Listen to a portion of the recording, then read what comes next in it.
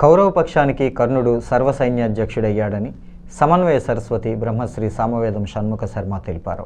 కౌరవ పక్షానికి సర్వసైన్యాధ్యక్షుడిగా కర్ణుడి పేరును అశ్వత్థామ ప్రతిపాదించగా అందరూ ఆమోదించారు. స్థానిక టీనగర్ హిందూ సమాజంలో ఋషిపీఠం చారిటబుల్ ట్రస్ట్ ఆధ్వర్యంలో సామవేదం షణ్ముఖ శర్మ నిర్వహిస్తున్న 60 రోజుల సంపూర్ణ మహాభారత ప్రవచన యజ్ఞంలో భాగంగా షణ్ముఖ శర్మ 46వ రోజు ప్రవచనం కొనసాగిస్తూ ద్రోణుడు మరణం, అశ్వత్థామ కోపంతో నారాయణాస్త్రం, ఆగ్నేయాస్త్రం ప్రయోగించడం, వాటిని విఫలం చేయడం వంటి పరిణామాల నేపథ్యంలో కౌరవ పాండవ పక్షాలు రాత్రి సమావేశమై మరునాడు చేయవలసిన వ్యూహాలపై చర్చించారు. ఇప్పటి వరకు సర్వసైన్యాధ్యక్షులుగా పనిచేసిన భీష్ముడు, ద్రోణుడు కూడా పాండవ పక్షపాతిగా వ్యవహరించి వారిని కాపాడారని దుర్యోధనుడు వ్యాఖ్యానించాడని సామవేదం తెలిపారు. అర్జునుడిని నిరోధించగల తన మిత్రుడైన కర్ణుడు సర్వసైన్యాధ్యక్షుడు కావడం ఆనందంగా ఉందని దుర్యోధనుడు పేర్కొంటూ పట్టాభిషేకం చేశాడని తెలిపారు.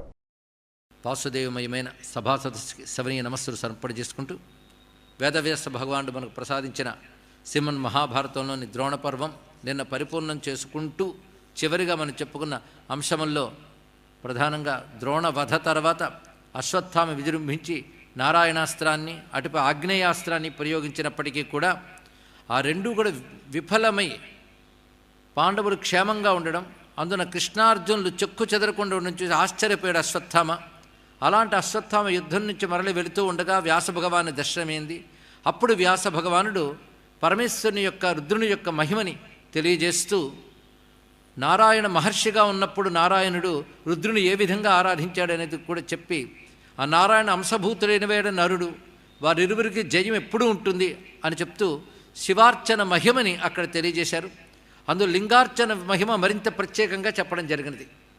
ఆ తర్వాత అర్జునుడి విషయానికి వస్తే అర్జునుడు అప్పటికి విజయాన్ని సాధించినవాడు. మొత్తం ద్రోణపర్వంలో అర్జున విజయం చాలా విశేషమైన అంశం.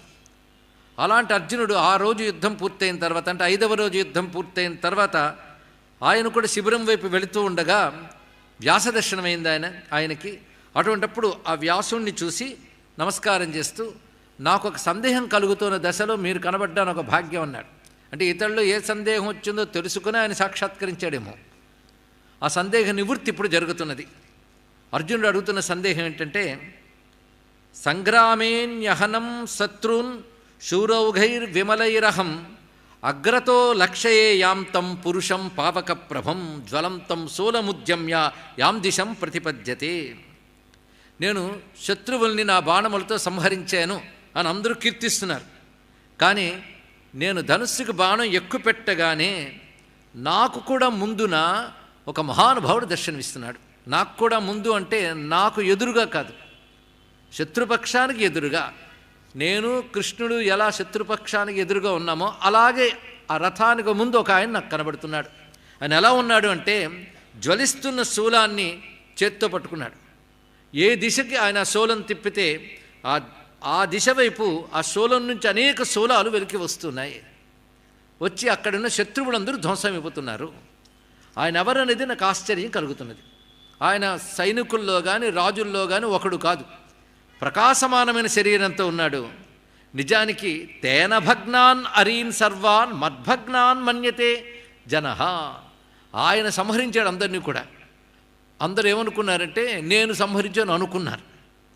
పైగా ఆయన సైన్యాన్ని ధ్వంసం చేస్తూ వెళుతూ ఉంటే ఆయన వెనక నేను వెళుతూ ఉన్నానంతే. ఇది చేసిన యుద్ధం కానీ పరాక్రమం నాది కాదు, ఆయనదే.